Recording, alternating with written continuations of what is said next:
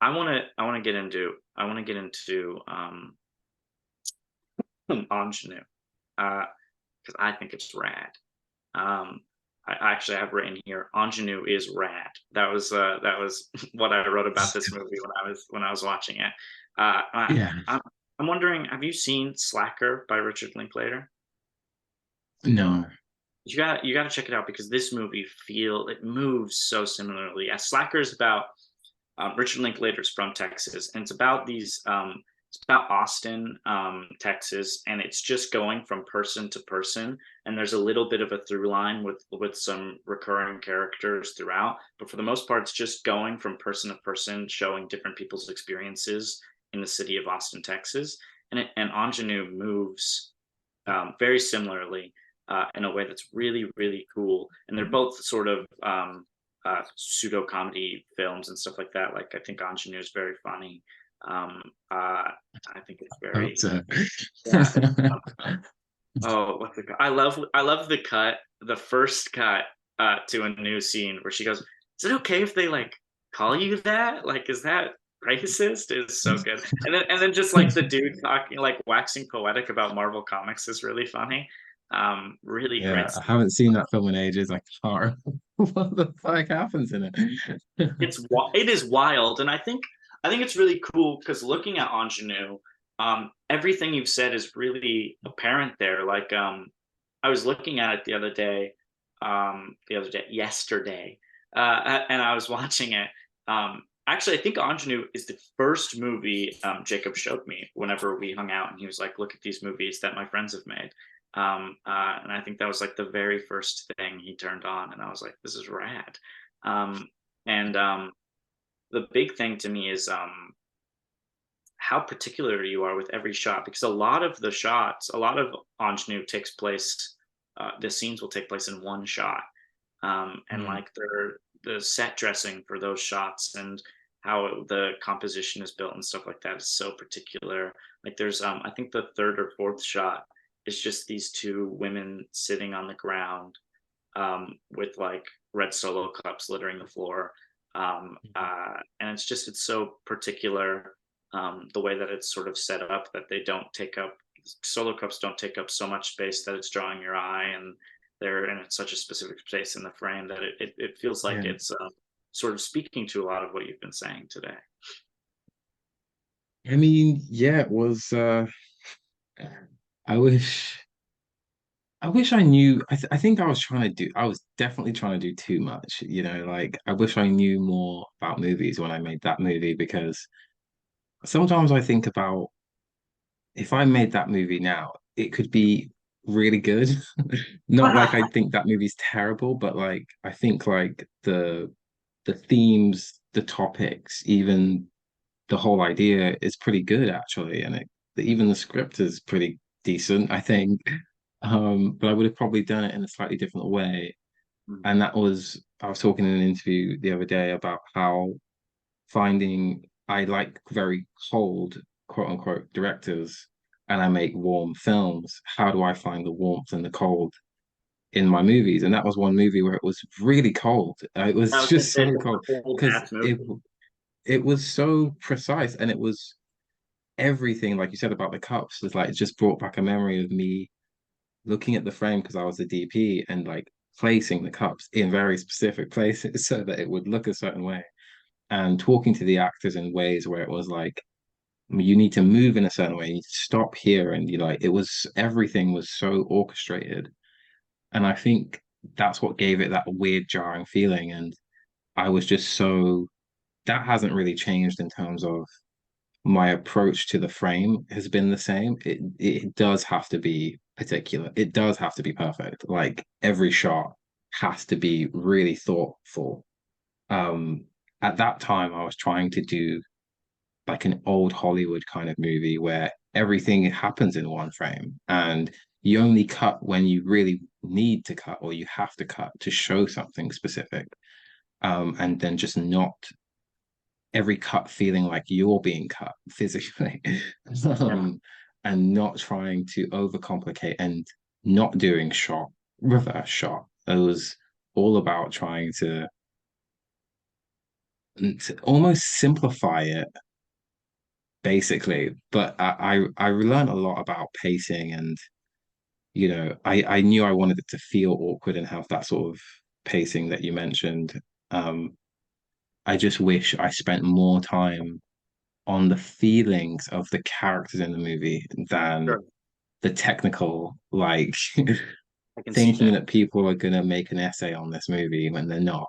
Like no one gives a shit. But it's funny how many people tell me that they like that movie because I'm like, I don't hate watching it, hate it. But I wanted it to feel like you hate watching it, because that was Yeah. what it was about, the things you're watching, the way these people are being treated, and the uncomfortable feeling of being a woman at a party, basically. It's the whole point. So I think it was really cool stuff. Um, I said I went through all of your writings, um, and there's some really interesting stuff in there. In one of your essays, Zack Snyder, the momentous staying power of Zack Snyder's films, you go through a Oh, very sweet and interesting dissection of his filmography.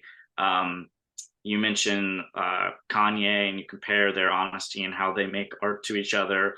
Um, you boil mhm. down Snyder's brash, fun, and loose style of filmmaking to a great quote: "Have fun, don't make fun, be reverent to the genre, but push it." Do you feel like you have an approach? Do you share this in a similar way, or do you have any sort of way that maybe you think about your filmmaking um, that is plain and to the point, or do you think maybe you're a little more vague in how you make movies? That's such a good question. Yeah. My movies.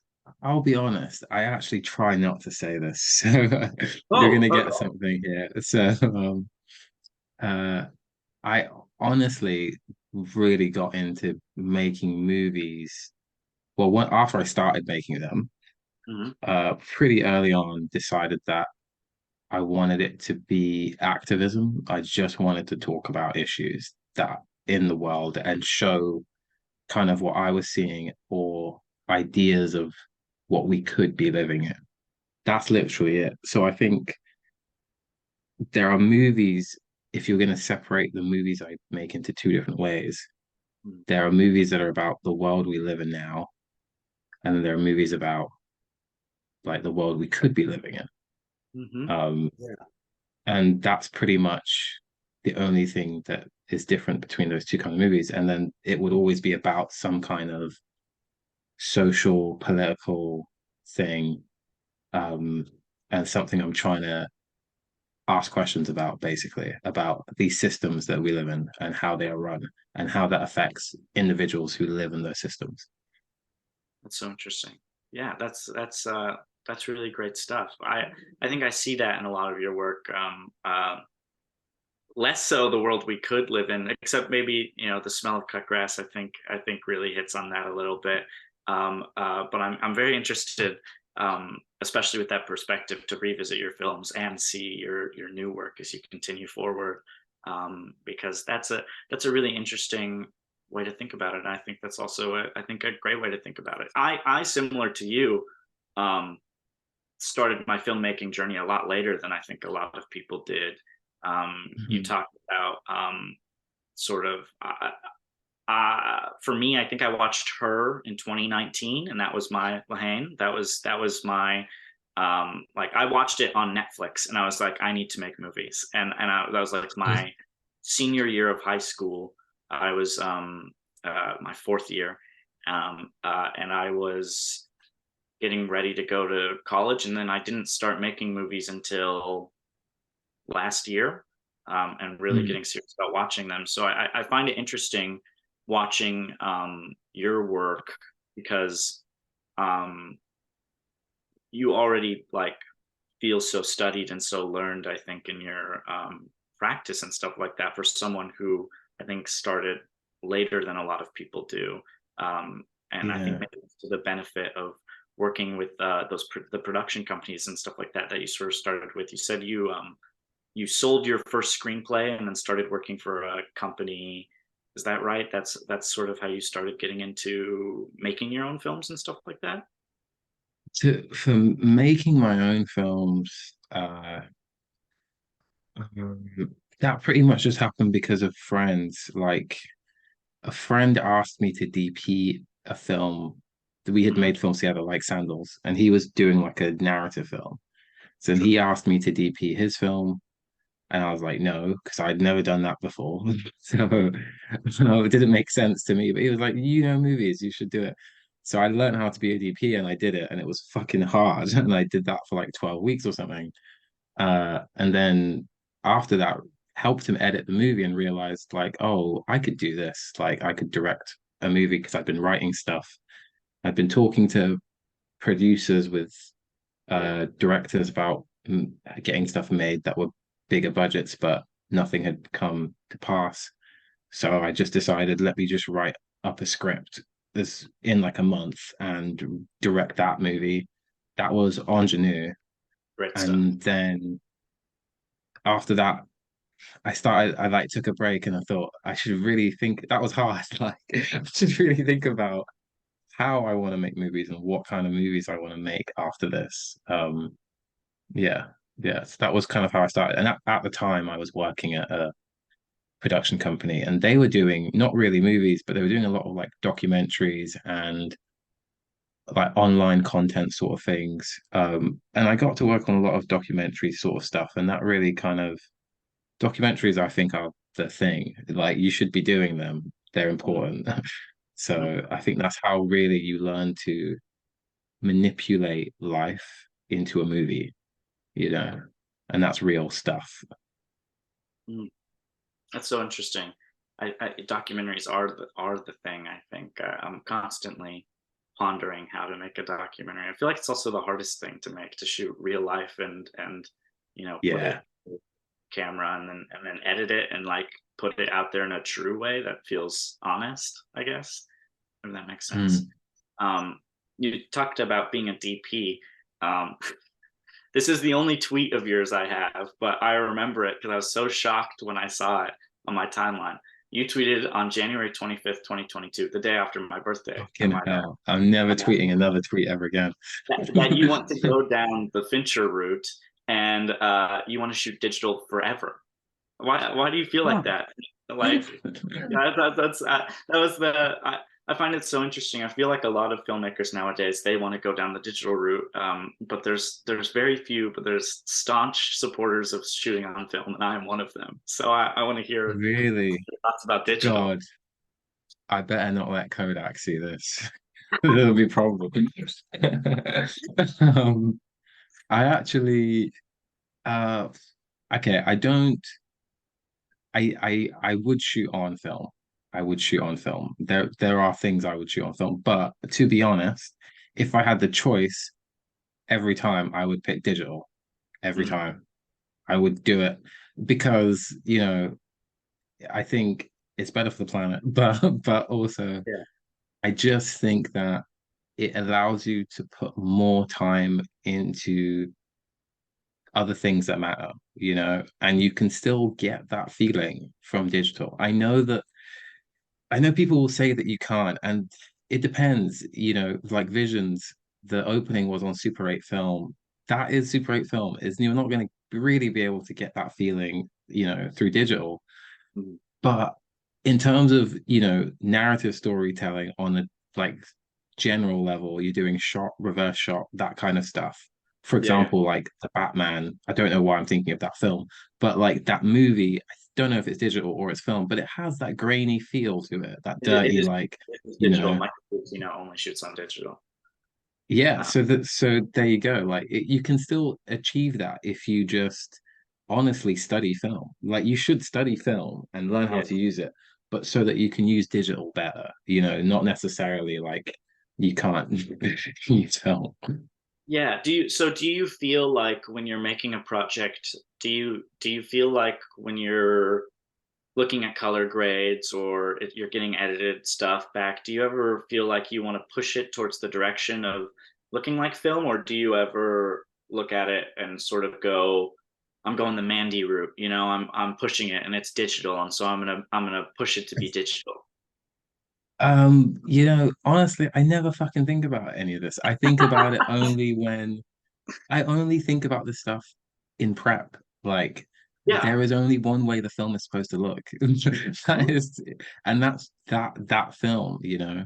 So we think a lot about how the film should feel and should look, but the basis is always like we don't think about it in terms of digital or is it film. We just think about it in terms of the canvas, you know, and what should the canvas feel like and be the textures that we want. Mhm. And how do we achieve that? Because I was saying to someone else the other day, like they asked a question about the shooting process. Mhm. And we always think about when we shoot that fucking thing on set, that's how it's gonna look. Like we don't change how we change hardly anything in like post. Pretty much how it looks on set is how it looks when you watch it. And we only do like slight tweaks that we know are gonna be things that we are like what's the word influencing from how we've shot it on set. So nothing is changed after the fact. It's all really premeditated. um and I think a lot of people sometimes ask me, yeah, is this shot on film? And I'm like, it's not shot on film. If it feels like that, it's because we put the same effort into it, basically. Eighth of Him has a really beautiful grain on it that I really like. I can tell it's a digital grain, but I don't have any issue with that at all because it looks really great. It it doesn't, I don't think it matters. It looks gorgeous, especially in the it's a very shadow heavy movie. I feel like it's very dark and a lot of it, Yeah. and it really helps with that, especially that final shot, man. Really great stuff. I've mentioned Fincher and Snyder, and I've heard in other interviews you talk about Chloe Zhao speaking about school of film and stuff like that. And I Mhm. was wondering, like, what are your thoughts now? Has anything changed on who your major influences are right now, or do you still feel like you're a part of that Fincher school of filmmaking, or is there anything sort of different? Or could you just explain, like, your thoughts on how you make movies and how your influences influence you, or maybe how they don't? I think I think I think Fincher is always going to be a North Star to me, but it's not because of his movies in Hmm. particular. It's more like his approach to making movies. Yeah. Um, and I try to treat filmmakers more like that in terms of approach to making films rather than the result of all their films. Hmm. Um, Obviously, some of them, the results are like insanely good, but you know, for example, watched The Killer and I know like what he's trying to achieve from the movie. It's not meant to be this whole fucking, Renaissance kind of, movie. Like it's just meant to be a well executed movie. And that's kind of the whole point. Uh, Your plan. so with making films, I always think there's like a sort of spectrum of really how you can make films. You can either be Terrence Malick and you could have nothing and just shoot whatever the fuck you want and kind of just make it up as you go along and have like a really dogmatic sense of view and point of view, which is fine. And I like Terrence Malick a lot.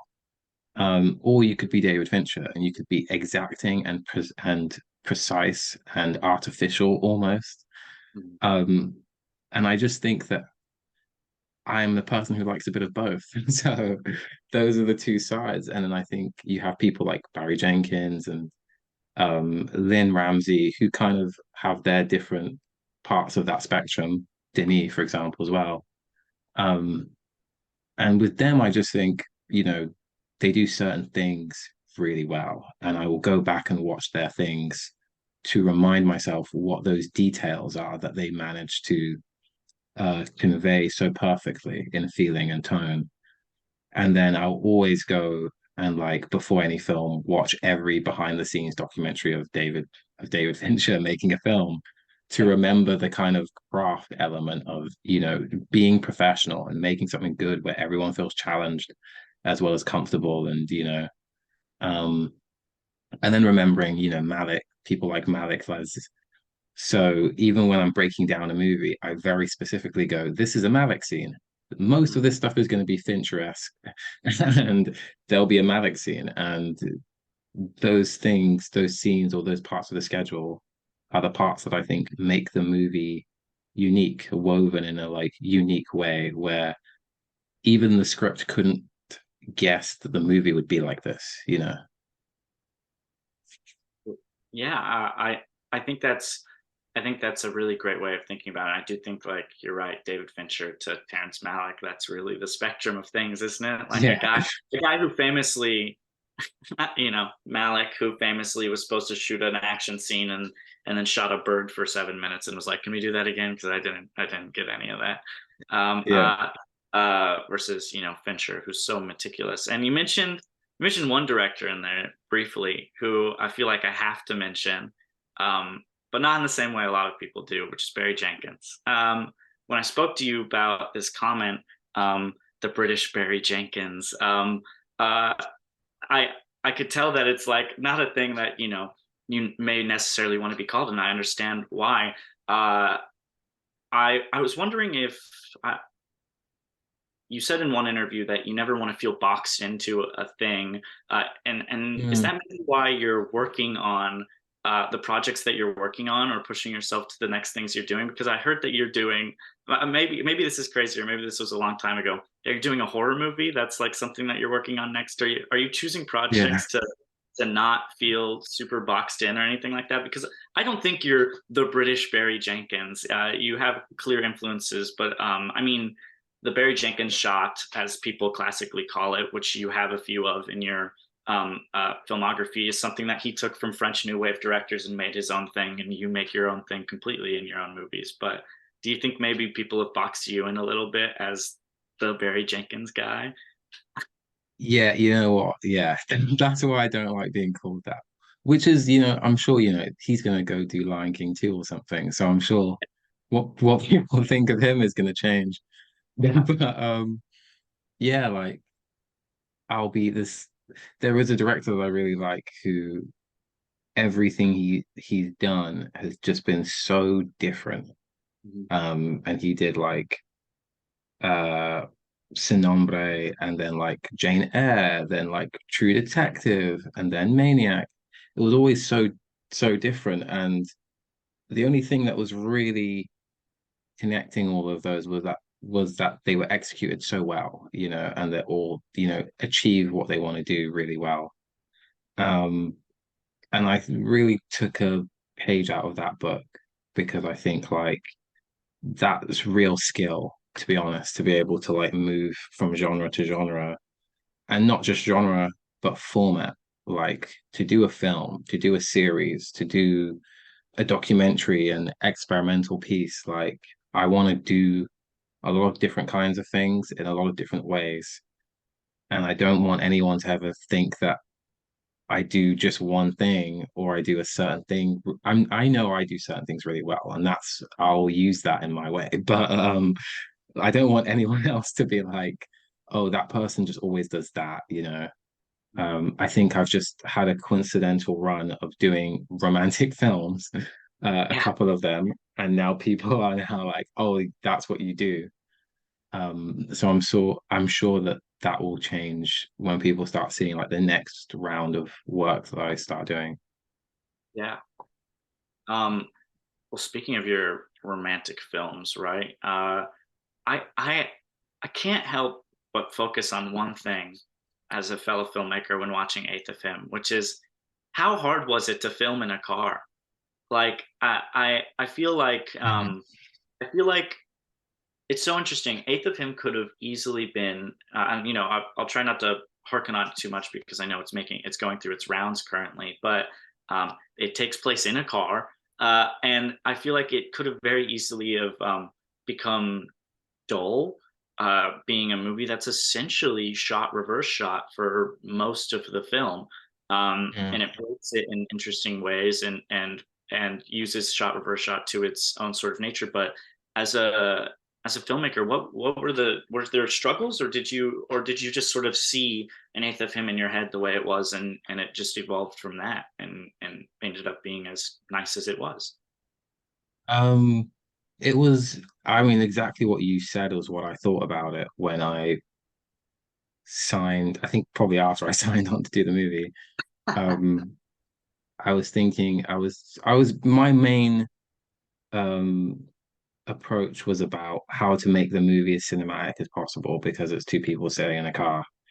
But the one advantage we had that I was looking forward to having was because it's in a car, to some extent, you have a lot of control because you know where they are going to be the whole time. And you can choose your car and you can figure out all of that stuff. And the only thing that really changes is the things around the car.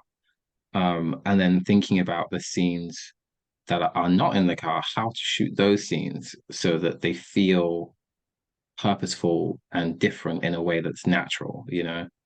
The car scenes, the script was very long. Um, so we shot a lot of stuff, and a lot of stuff is not in the movie. But we were always just thinking about how to make sure the style doesn't get bland. And I think sometimes we probably did too much, which is why that stuff is not in the movie.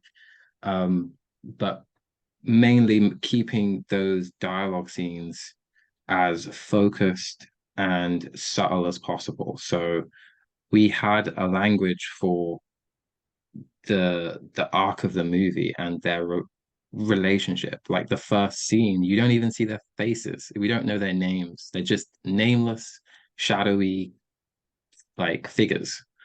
And then from that, we see some shots where we see both of them in the same shot, even when we're crossing, and some shots where we don't, or some shots where we're much closer. And it was just having these subtle differences throughout the film so that as we're going along, you don't really feel or know why a certain scene is so intimate or so much more intimate than the last scene you watched because you just watched them in the same car, like kind of doing the same thing. But for some reason, it feels like there's been a change. So like for example, the middle of the movie, that big scene that they have, it's just they're just them, you know, right in front of them because now we know who they are, and the lighting is much clearer, and it's very different to earlier scenes where they're kind of still a bit tetchy with each other, and you might only see half their face, and you know, it was just trying to be just really purposeful. I'm just so purposeful about every single shot, especially shot reverse shots. I realized this is the fucking key to making good stuff. Is like there's a reason why they use that as the template, and I think the best thing you can do is use it to your advantage in really subtle ways. Like what the fuck is in the frame and how that changes from shot to shot, from cut to cut, and from scene to scene. Because if you could, we could have shot all the car scenes the same way, and it would have felt like it too. You would have noticed, you Oh, know. 1,000%. There's a Yeah, but great. it was, Oh, go ahead. and it was also we thought a lot about as well, just the I'm so precise with like the size of the shot and the camera we're going to use and the aspect ratio and the framing. And I wanted to make sure it felt big. So when you watch it in the cinema, it's their whole face, it's their whole upper body, and you see the textures of the clothes and the skin and not having it feel so artificial that it's just like really shadowy or really urban, but this kind of like it makes sense to see them in that way at this time of day in this part of the movie, etc., etc. And then the smell of cut grass was just about, you know, I just had the opportunity to like really make a movie with a bit of money, and so I wanted to make something that felt like cinema, you know, like was widescreen when they were eating and stuff. You'd see all of them in this wide screen, and it was just about I don't know. I really like cinema, man. Like to be honest, like I just always think I just constantly think about what will this feel like? What will this sound like in the cinema Mhm. throughout prep all the time. I don't think about people watching it on a phone or on a laptop. I just think cinema is where it's going to be watched. How is Mhm. it um made for that? Um, I think this interview so far for me has been really great stuff because I sort of geared it a lot of these questions, and I have one or two more, and then I'm out of questions. But I really wanted to gear this towards what I wanted to hear a year ago, because I think like when I started making movies, and I think a lot of what you're saying is very useful to young and up and coming filmmakers, because you're so close to it. You know, I think as much as we can, you know, I listen to what Scorsese says young filmmakers should do, but also when he was making movies, you know, It's a film different was the time. only way you could, yeah, it's a different time completely. And so you're making movies now, and you're starting, you know, you've already started and you have your ball rolling, and it's amazing, but you're, you know, Mhm. starting, for lack of a better term, now. And so it's really wonderful to hear someone up and coming, young, and leaning into the direction of success, that's great at what they do, to hear about how they got there and stuff like that. And obviously it's different for everyone, but I think what you have to say is important, which is why I reached out to you when I saw your tweet, to see if I could talk to you, because I think what you Mhm. have to say is an important part of what young independent filmmakers should be thinking about now, you know? Thank you. Yeah, of course. Yeah. No, I think honestly, uh, like yeah, like listening to what anyone else said about making movies 20 years ago, don't, it just doesn't mean anything, to be honest. It just doesn't. It just doesn't. Like the world we live in is so different. But with movies, I say a lot in my personal life. I say this a lot, but I don't really, my interest isn't really in movies, Hmm. particularly. My interest is in the world and in people and like cultures and things in the way that we live. And movies is just a great way of accessing that and being able to express that, I think. If the more I do, the more experience I have doing this, the more I've just learned, like I don't know really what works about movies. I don't, like nobody fucking does actually. We all just try and make good things, and we have our rules and our craft things that we try to implement to get the best results consistently.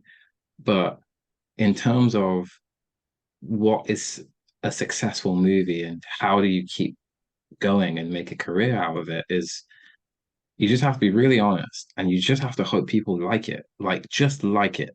Don't worry about awards or festivals, or Yeah. just hope people like it and then hope that they can share it, that they want to talk about it with their friends or with other people. Like, that's like Jacob. I did not know who Jacob was. Jacob was just someone who liked my movie, and then he's talked to you about it, and apparently now I'm talking to you about it. Like, that's the most important thing. Some of those people will want to show your movie in other places, and that's your they're spreading your story basically, and that's the most important thing. Mhm. I completely agree.